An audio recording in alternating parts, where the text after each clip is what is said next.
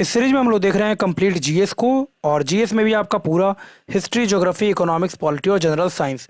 तो अगर आप किसी भी गवर्नमेंट सर्विसेज का प्रिपरेशन कर रहे हैं, चाहे वो यूपीएससी हो, एसएससी हो, स्टेट पीसीएस हो, रेलवे हो या अदर कोई भी गवर्नमेंट सर्विस, तो उन सब में जीएस जो है वो सबसे ज़्यादा अहम रोल प्ले करेगा। इस पूरे सीरीज को हम लोग देखने वाले हैं वन लाइनर के फॉर्म में। करीब करीब 10,000 के करीब वन लाइनर होगा ये। तो आपका मैक्सिमम रिवाइज हो सकेगा कम से कम समय में। पूरे का पूरा जो ये प्लेलिस्ट है उसका जो लिंक है वो नीचे डिस्क्रिप्शन बॉक्स में भी दिया जा रहा है, ताकि आपको ढूंढने में ज़्यादा समय बर्बाद नहीं हो। आप वहाँ से जाकर के पूरे के पूरे इस प्लेलिस्ट को देख सकते हैं। तो अगर आप चैनल पर नए हैं तो इसको सब्सक्राइब कीजिए और प्रेस कीजिए बेल आइकन को, ताकि जो नोटिफिकेशन है आगे आने वाले वीडियोज़ का वो आपको सही समय पर मिलता रहे। स्टार्ट करते हैं हम लोग फिर।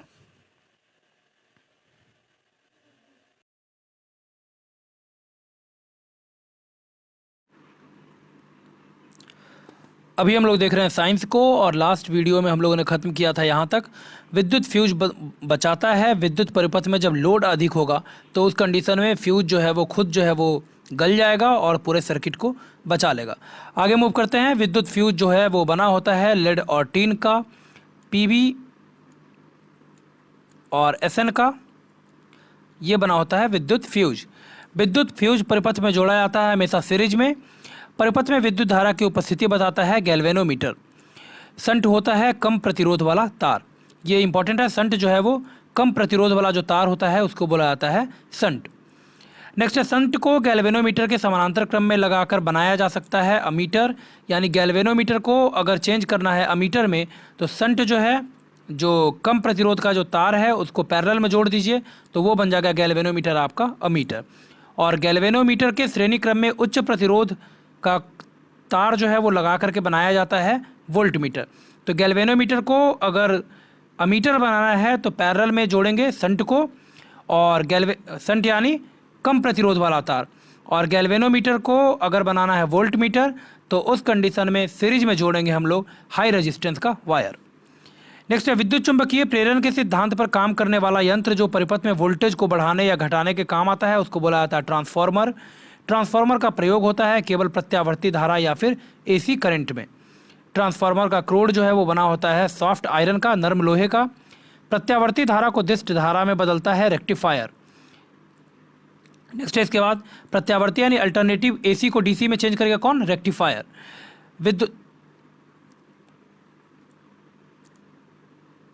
विद्युत धारा के चुंबकीय प्रभाव की खोज की थी ऑस्टर्ड ने। किस क्षेत्र पर चुंबक का चुंबकत्व जो है वो सर्वाधिक होता है वो कहलाता है उसका पोल। यानी मैक्सिमम जो चुंबकत्व होगा वो होगा पोल्स पे।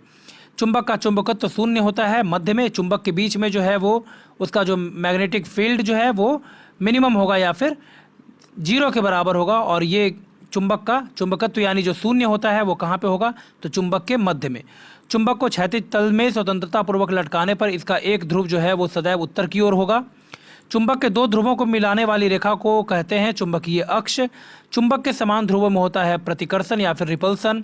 चुंबकीय क्षेत्र की तीव्रता है सदिश राशि, और इसका मात्रक जो है वो न्यूटन एम्पियर मीटर या फिर वेबर प्रति मीटर स्क्वायर, या फिर इसका जो मात्रक है चुंबकीय क्षेत्र की तीव्रता का वो है टेस्ला। चुंबकीय बल रेखा के किसी बिंदु पर खींची गई स्पर्श रेखा बताती है चुंबकीय क्षेत्र की दिशा। मुक्त रूप से लटकी हुई चुंबकीय सुई का अक्ष भौगोलिक अक्ष के साथ कोण बनाता है कितने डिग्री का? तो 18 डिग्री का। नेक्स्ट है, इसके बाद चुंबकीय बल रेखाओं की अगर प्रॉपर्टी देखें तो उत्तरी ध्रुव से निकलकर चुंबकीय बल रेखाएं दक्षिणी ध्रुव में प्रवेश करती हैं। दो बल रेखाएं कभी भी चुंबकीय बल रेखाएं कभी भी एक दूसरे को काटती नहीं हैं, और बल रेखाएं पास पास होती हैं चुंबकीय क्षेत्र के प्रबल होने के स्थान पर। यानी चुंबकीय बल रेखाओं की अगर प्रॉपर्टी देखें हम लोग तो ये क्या होगा कि नॉर्थ पोल से निकलेगा और साउथ पोल में जाकर के इंटर हो जाएगा। कभी भी दो जो मैग्नेटिक फील्ड लाइंस हैं वो कभी भी एक दूसरे को कट नहीं करेगा, कभी एक दूसरे को काटेगा नहीं। और ये जो है डेंसिटीज इसका बताएगा कि कहाँ पर चुंबकीय क्षेत्र अधिक है, कहाँ पे कम होगा। जैसे चुंबक का पोल्स अगर लेंगे हम लोग तो वहाँ पर बल रेखाएं जो है वो पास पास होंगी। तो इस कारण से ये बताया जा सकता है कि यहाँ पर चूँकि डेंस होने के कारण यहाँ पे चुंबकत्व जो है मैग्नेटिज्म जो है वो ज़्यादा है, और जैसे जैसे वहाँ से दूर हटेंगे वैसे वैसे चुंबकत्व जो है वो कम हो जाएगा पोल से दूर हो जाने पर। स्थायी चुंबक बनाने के लिए प्रयोग किया जाता है सॉफ्ट आयरन का, नरम लोहे का। स्थायी चुंबक बनाने के लिए प्रयोग किया जाता है इस्पात का। वे पदार्थ जो चुंबकीय क्षेत्र में रखे जाने पर क्षेत्र की विपरीत दिशा में चुंबकित होते हैं उनको बोला जाता है डायमैग्नेटिक एलिमेंट्स। सबस्टांस प्रतिचुंबकीय पदार्थ, और इसका एग्जाम्पल है डायमैग्नेटिक सबस्टांसेज का तांबा, चांदी, सोना और हीरा। वे पदार्थ जो चुंबकीय क्षेत्र में रखे जाने पर अल्प मात्रा में चुंबकित होते हैं उनको बोला जाता है पैरामैग्नेटिक। अनुचुंबकीय पदार्थ पैरामैग्नेटिक, और इसका एग्जाम्पल है प्लैटिनम, क्रोमियम और सोडियम। वे पदार्थ जो चुंबकीय क्षेत्र में रखे जाने पर क्षेत्र की दिशा में प्रबल रूप से चुंबकित होते हैं उनको बोला जाता है लौह चुंबकीय पदार्थ या फिर फेरोमैग्नेटिक एलिमेंट्स, और इसका एग्जाम्पल है लोहा, निकेल और कोबाल्ट। वह ताप जिसके ऊपर पदार्थ अनुचुंबकीय और जिसके नीचे पदार्थ लौह चुंबकीय होता है उसको बोला जाता है क्यूरी टेम्परेचर या फिर क्यूरी ताप। पृथ्वी का चुंबकीय क्षेत्र अगर देखें दिक्पात कोण या फिर एंगल ऑफ डिक्लाइनेशन, तो भौगोलिक याम्योत्तर और चुंबकीय याम्योत्तर के मध्य का जो कोण होता है उसको बोला जाता है दिक्पात कोण या फिर एंगल ऑफ डिक्लाइनेशन। नेक्स्ट है इसके बाद नमन कोण, एंगल ऑफ डिप। तो इसका जो डेफिनीशन है वो है पृथ्वी का चुंबकीय क्षेत्र क्षैतिज तल के साथ जितना कोण बनाता है उसको बोला गया एंगल ऑफ डिप।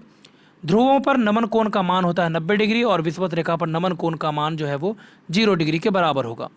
चुंबकीय क्षेत्र का क्षैतिज घटक, संपूर्ण चुंबकीय क्षेत्र के क्षैतिज घटक अलग अलग स्थानों पर अलग अलग होता है 0.4 गॉस, ये बराबर होता है 0.4 × 10⁻⁴ टेस्ला के। समान प्रकार के आवेश जो है वो प्रतिकर्षित करते हैं एक दूसरे को। जिस पदार्थ से विद्युत आवेश सरलता से प्रवाहित होता है उसको बोला जाता है चालक या फिर कंडक्टर। दो स्थिर विद्युत आवेशों के बीच लगने वाला आकर्षण या प्रतिकर्षण बल दोनों आवेशों की मात्राओं के गुणनफल के अनुक्रमानुपाती तथा उनके बीच की दूरी के वर्ग के व्युत्क्रमानुपाती होता है कूलॉम के नियम के अनुसार। सिमिलरली जैसे ग्रेविटेशनल फोर्स में देखा था हम लोगों ने, वैसे ही यहाँ पे कूलॉम के नियम के अनुसार जो दो चार्जेस के बीच में फोर्स होगा वो उनके ये जो चार्ज है उसका मल्टीप्लिकेशन के प्रोपोर्शनल होगा और इन्वर्सली प्रोपोर्शनल होगा उनके बीच में जो डिस्टेंस है उसके स्क्वायर के। आवेश का प्रभाव जिस स्थान तक रहता है उसको कहा जाता है विद्युत क्षेत्र या फिर इलेक्ट्रिक फील्ड।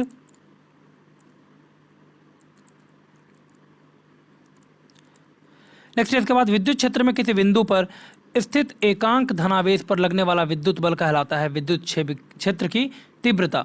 ठीक है, विद्युत क्षेत्र की तीव्रता कहलाता है फील्ड इंटेंसिटी। क्या जब एकांक यानी यूनिट चार्ज पर जो फोर्स लगेगा किसी इलेक्ट्रिक फील्ड में तो उसको बोला जाएगा विद्युत क्षेत्र की तीव्रता या फिर इलेक्ट्रिक फील्ड इंटेंसिटी। खोखले चालक के अंदर विद्युत क्षेत्र जो होता है वो होता है 0 के बराबर। किसी धनात्मक आवेश को अनंत से विद्युत क्षेत्र के किसी बिंदु तक लाने में किया गया कार्य एवं आवेश का जो मान है उसका जो अनुपात निकलेगा उसको बोला जाएगा इलेक्ट्रिक पोटेंशियल या फिर विद्युत विभव।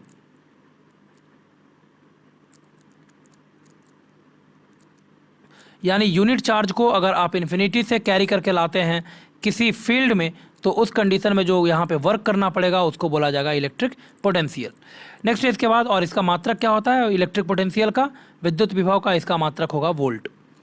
एक कूलॉम धनात्मक आवेश को विद्युत क्षेत्र में एक बिंदु से दूसरे बिंदु तक ले जाने में किया गया कार्य कहलाता है पोटेंशियल डिफरेंस या फिर विभवांतर। पोटेंशियल डिफरेंस चालक को दिए गए आवेश तथा उसके कारण चालक के विभव में होने वाले परिवर्तन के अनुपात को कहा जाता है विद्युत धारिता या फिर इलेक्ट्रिक कैपेसिटी, और इसका जो मात्रक है वो कहलाता है फैराड। ये संधारित्र या फिर कैपेसिटर की धारिता जो है वो निर्भर करती है क्षेत्रफल के अनुक्रमानुपाती, प्लेटों के बीच की दूरी के व्युत्क्रमानुपाती और दोनों प्लेटों के बीच स्थित माध्यम के परावैद्युतांक यानी डाइलेक्ट्रिक जो होगा उसके अनुक्रमानुपाती। यानी कैपेसिटर का जो कैपेसिटी है वो डिपेंड करेगा क्षेत्रफल के अनुक्रमानुपाती, प्लेटों के बीच की जो दूरी होगी उसके इन्वर्सली प्रोपोर्शनल और दोनों प्लेटों के बीच स्थित माध्यम का जो डाइलेक्ट्रिक होगा परावैद्युतांक होगा उसके अनुक्रमानुपाती में। डाइलेक्ट्रिक कांस्टेंट के, डाइलेक्ट्रिक नहीं डाइलेक्ट्रिक कांस्टेंट, पैरावैद्युत पदार्थ उसको बोला जाएगा और उससे जो प्रॉपर्टी निकल के आएगा उसको बोला जाएगा पैरावैद्युतांक यानी डाइलेक्ट्रिक कांस्टेंट। नेक्स्ट है इसके बाद विद्युत सेल होता है दो प्रकार का, प्राथमिक सेल और द्वितीयक सेल। तो प्राथमिक सेल में रासायनिक ऊर्जा विद्युत ऊर्जा में परिवर्तित होता है, एक बार इसका प्रयोग किया जा सकता है और इसका एग्जाम्पल है वोल्टियर सेल, लेक्लांसे सेल और डेनियल सेल। और द्वितीयक सेल में अगर देखें हम लोग तो पहले विद्युत ऊर्जा जो है इसमें रासायनिक ऊर्जा में, फिर रासायनिक ऊर्जा जो है वो विद्युत ऊर्जा में परिवर्तित होता है। यानी विद्युत ऊर्जा से रासायनिक ऊर्जा और रासायनिक ऊर्जा से फिर विद्युत ऊर्जा, ये है द्वितीयक सेल या फिर सेकेंडरी सेल।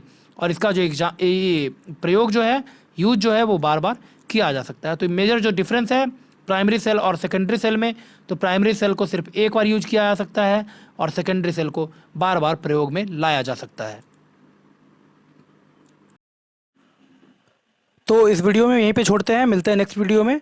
और अगर आप चैनल पर नए हैं तो इसको सब्सक्राइब कीजिए और प्रेस कीजिए बेल आइकन को, ताकि जो नोटिफिकेशंस हैं आगे आने वाले वीडियोज़ का वो आपको सही समय पे मिलता रहे। पूरे के पूरे प्लेलिस्ट का और हर एक पार्ट का जो लिंक है वो नीचे डिस्क्रिप्शन बॉक्स में दे दिया जा रहा है, तो वहाँ पर भी जा कर के आप इस पूरे प्लेलिस्ट को देख सकते हैं। मिलते हैं नेक्स्ट वीडियो में। धन्यवाद।